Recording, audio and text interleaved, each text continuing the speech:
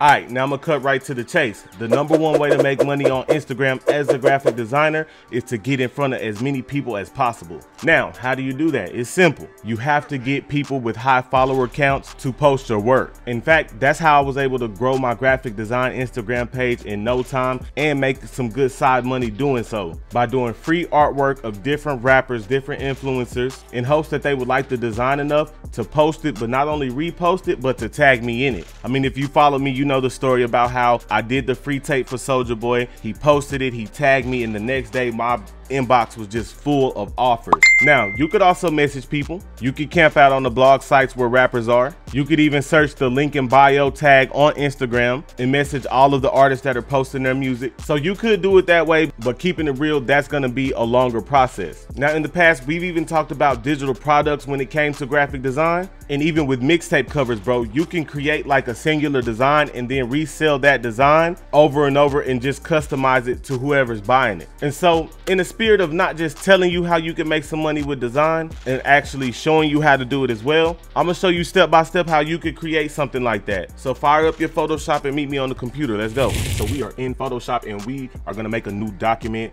and we're gonna size it about, no, we're gonna do 3000 because I believe that's the standard iTunes size, and I always like to work 300 resolution. All right, and so I'm gonna just freestyle and make something from scratch, something generic that you could kind of like resell. And once again, I'm gonna have PSD available in my link in bio if you want to download this file and learn from it. All right, but first we start with a blank canvas. The first thing that I like to do is I like to go on Google and do Parental Advisory, right? And honestly, for me, bro, I always like to put that on there first. That kind of, to me, just solidifies. And then I'm gonna paste that in, and then I'm gonna hit Command T to resize it, and I'm gonna size it down. I'm gonna bring it down here to the bottom. And for me, that just kind of solidifies the cover before it even starts, just gives you a blank canvas. My ideas start to flow, and I start to get an idea for what I want to do. So the most common theme as far as mixtape covers, album artwork is money, right? Everybody's gonna have a song about money, right? So I'm gonna come back to Google, and I'm gonna do stack of money, right? Oh, I like this right here. Is that high res? I'm gonna go to Google, I'm gonna grab this image, and I'm gonna copy this image. I copy that image in, and now I'm gonna paste it in Photoshop. So I'm gonna Command T to make it bigger, right? And I'm gonna hit enter, and you notice it kind of blocks out my Parental Advisory sticker, and that's because that background is still white, right? So what I want to do is come over here and use the wand tool and grab that background. Now you notice it's grabbing this part right here. I'm gonna zoom in. It's grabbing this right here. That's because my tolerance is too high, and the program is trying to say, okay, you want to grab the white, but this is white too, right? So what you do is come down and bring that tolerance down, and then now you kind of get that. So I'm gonna hit delete, right? Now that's the destructive way of doing it, and once again, for the sake of this tutorial, that's how we're gonna do it, right? So I got my first asset loaded in, and I'm gonna call it money, right? Now I'm gonna also right click this and convert it to a smart object because I want to kind of bring the size down a little bit. So I'm gonna hit Command T to bring that size down, but I also want it to contain, you know, whatever pixels it does have remaining, right? So boom, I have that. Now I'm not gonna lie to you, bro, I don't want to do a white background here. I want to do a black background. So I'm gonna come down to the background and hit Command I to kind of shift that. Right now this already has a little bit more personality. Now as far as this background, what I want to do something with this background, I want to kind of use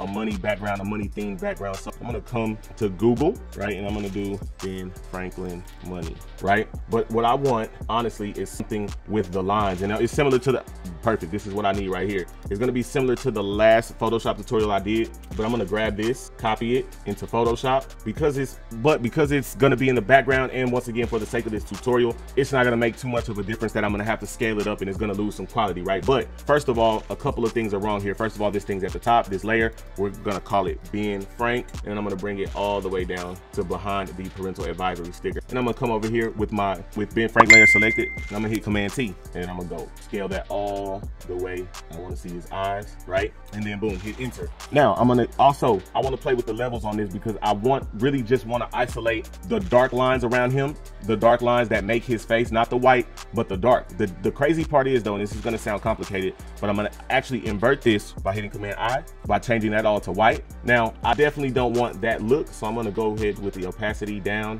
put it down to about 30, right? Okay, so now we're starting to have something, you know, come along. Now I want to kind of add something to this money. I don't want it to just be right here, just in the middle of the cover, right? So I'm gonna maybe add some slime to it, maybe some slime coming out the tops of this build, right? So I'm gonna come to Google. I'm gonna look for slime drip. And there's a couple ways to do this, but I kind of want to do it, show y'all the easy way, right? Because it's high enough res, I can just take it and make it whatever color I want it and manipulate it, right? Typically I would go through more of a process to find something better. However, this, you know, for the sake of this tutorial and not taking up your whole day trying to learn this, I'm gonna do it like this, right? So I'm gonna name this slime, all right? And I'm gonna go ahead and actually also convert this to a smart object by right clicking it and converting to a smart object. And then I'm gonna Command T. When you hit Command and you drag like any of these, you're kind of like distorting the perspective, right? So let me put it back to how it was. So I just want to kind of make it look like, you know, it's coming out of this money, right? So it's actually gonna be a pretty cool process that I'm gonna show you to make that work, right? So you're gonna drag this first corner and you're gonna just kind of line it up against that. And then the same with this, you want to just kind of make it look like, you know, it's dripping down. And then this one is kind of fine, although you could really, you know, match the perspective by doing something like this. But you know, this, boom, is cool for now, right? So now what I would do is I would turn this opacity down because I need to see where this build starts and ends. And I'm gonna hit P to get my pen tool active. And it doesn't even really have to be that precise. You just want to kind of want to cut off the tops of this, right, to make it look like it's actually coming from under there. So after you complete that pin path, you're gonna connect the path right here. You're gonna hit Command Enter to make this kind of selection. And then I'm gonna make this opacity back like that. And then since it's a smart object, I'm gonna have to do this the non-destructive way, which is making a mask when you want to delete something. Now you notice that, oh, wait a minute, bro, you're showing the wrong part. You're right. You're just gonna, with this mask selected over here, you're just gonna hit Command I and invert that. And then we see we got a little bit more work to do on this side, right? We're gonna do the same process. See, now that this mask is already created, you're just gonna select this mask. You're gonna come with the brush tool by hitting B.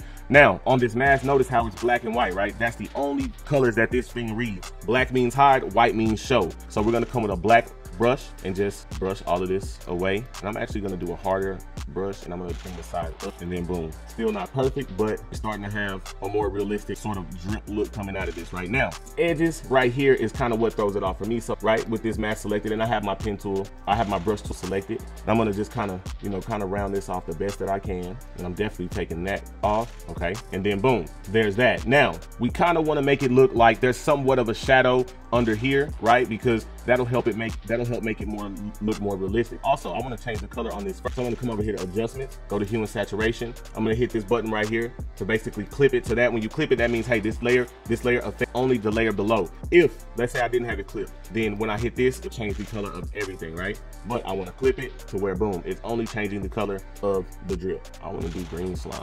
All right, now to create that realistic shadow, what I'm going to do is I'm going to have the slime layer selected and I'm going to put a new layer above it. Now, because there's a clipping mask above it, it's going to already do that. It's going to already have it clipped. And with the black selected, I'm going to come over here and I'm going to show you something first by just drawing on this, right? So now, even though I'm drawing all over the space, because it's clipped, it's only showing it above this, right? So what I'm going to do to kind of create a realistic shadow is I'm going to bring the hardness down on this brush to make it soft. And I'm just going to kind of come over here and just gently, you know, and don't worry about how perfect it is once again, because the beauty of Photoshop period is that you can pretty much anything like later on down the line. Like if you overdo something or underdo it, you can fix it as long as you edit as long as your workflow is the right way, you know what I mean? And it took me a while to learn that, so I want y'all to kind of, you know what I'm saying, learn that off the rip. But now you can say, oh, that drip don't really look, you know, that shadow don't look realistic, and you're 100% correct. So what I'm gonna do is come down here to opacity and boom, bring it down to where now that looks a little bit more realistic, not just super realistic, but a little bit more realistic, right? Now I also want to put a shadow behind this, right? So what I'm gonna do is double click the money filter and do drop shadow. Double click the slime layer and do drop shadow, right? And kind of move it over here. And I don't want it to be like that. And then I'm gonna do size. And I actually don't want it that long. I just want it kind of like that. I'm gonna bring the opacity down a little to where it's just kind of subtle. Then I'm gonna hit OK. Now, once again, I don't want it up here at the top. I just kind of want it towards the bottom just to look like it's kind of at least offset off of it, right? So what I'm gonna do is right click over here and do create layer. And what that's gonna do is make it its own layer. So you see the layer styles went away. Now this drop shadow is its own editable layer, right? So I'm gonna come over here. I'm gonna make a mask with black selected. I'm just gonna kind of erase whatever it was done up at the top. And if I wanted to, bro, I'm gonna come over here I'm gonna make whole part, this whole slime, a group. Select this layer, this layer, this layer, and I'm doing that by holding command this layer and hit command G, right? And now the slime is its own thing, and I'm gonna slime group, okay? And what I'm gonna do is actually, I'm gonna get rid of everything past this band-aid, or everything past this rubber band, right? So let me go ahead and create a selection, right? Put that back on there. And then first I'm gonna come over here to slime and erase that, right? Then I'm gonna come over to drop shadow and erase that, okay? And I think that just looks a little bit better, you know, just a little bit as far as on this side, right? It can kind of almost get away with this is its own separate stack right here. Boom, so we got some slime on there. Now, the money's pretty much done. Now I need to add some text. All right, so we're gonna change this to sector, boom. And now we have song name, right? And I always like the effect of it kind of being behind, so I'm gonna kind of put it behind it, and then boom. So when I first started, I would maybe even, you know, play with even doing like something like that, or, you know, just to make it pop. But what you have to, honestly, what I found out with mixtape covers, bro, is the title actually does matter, bro. Like if you could design the title real nice, then you could kind of make it, you could kind of even get away with a cover like this that doesn't really have much on it, just some money with some slime coming out of it. And what I'm gonna do is I'm gonna work on this background a little bit more. I'm gonna come over here to this Ben Frank and I'm gonna make a new layer. All right, so I'm gonna create a new layer, and I'm gonna come over here to the paint bucket tool and fill it in. Now you're like, bro, I thought you didn't want a black background, and I don't, right? So what I'm gonna do with this layer is I'm gonna make a mask, and I'm gonna come over here with a black brush, and I'm gonna make sure the hardness is down.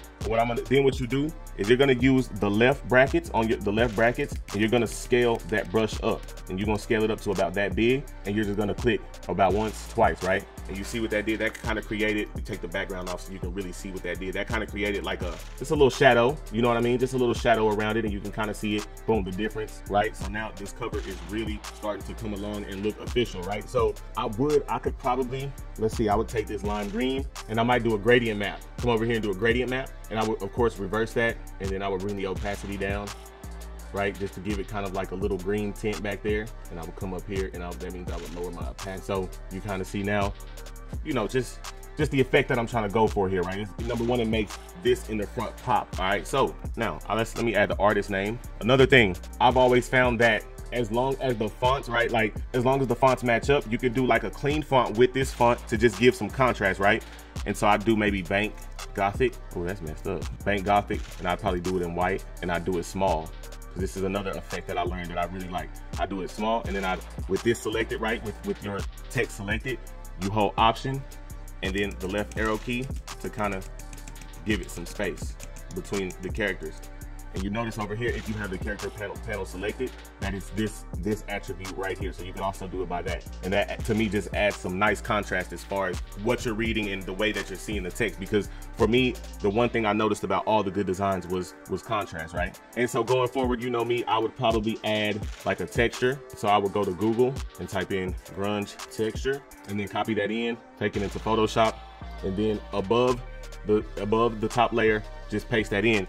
Come in, scale that up, and then boom, play with the blending mode until you see something that you like. Now, or just, I don't want this over the whole entire image. I just want it on the background itself. So I'm gonna come here, drag it down, and put it on the background, and I'm gonna bring the opacity down a little bit, personality to that background. And so then now I'm gonna create a new layer above the top, and I'm gonna hit Shift and F5, and that's gonna bring up the fill, and I'm gonna go to 50% gray, right? And then I'm gonna go to filter, noise, add noise, and then I want Gaussian, and I want monochromatic, and I kind of want to make this not too noisy, but noisy, because what I'm about to do is just add some texture. And once again, you don't want to overdo it, but it's okay, because you can always fix it in Photoshop, right? So I created my noise filter, and now I'm simply gonna do the same thing. I'm gonna do overlay, soft light, hard light, vivid light. Oh yeah, I like what that does. Let me show you on and off. That's off, that's on. That kind of just gives it, you know, some noise. And once I zoom in, that's honestly too much noise, so I'm gonna go down more.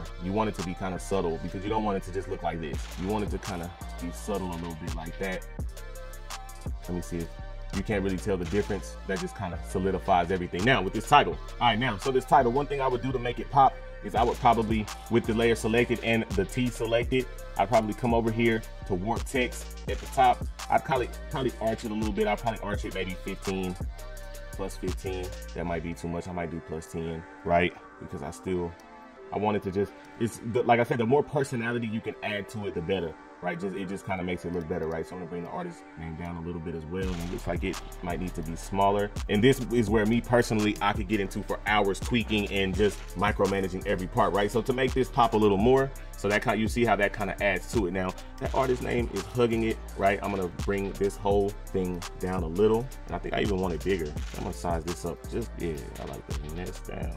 And then boom, we have our mixtape cover. Once again, there's a lot more that I could do to this just to make it better, but I didn't want to hold y'all too long, man. Let me know when this PSD will be available. If you want to take it and break it down and learn from it, it will be available. But I'm signing out, man. I love y'all, man. Let's get it. Hey, man, thank you so much for watching. If you like the content on my channel, I want to ask that you like, comment, and subscribe. Also, if you're interested in learning how to acquire limited items, join my Discord. Not only do we share the information in there, but we also raffle off items, do giveaways, and all type of lit stuff. So join me in that Discord. Also, follow me on all my socials. I love y'all, man. Let's get it.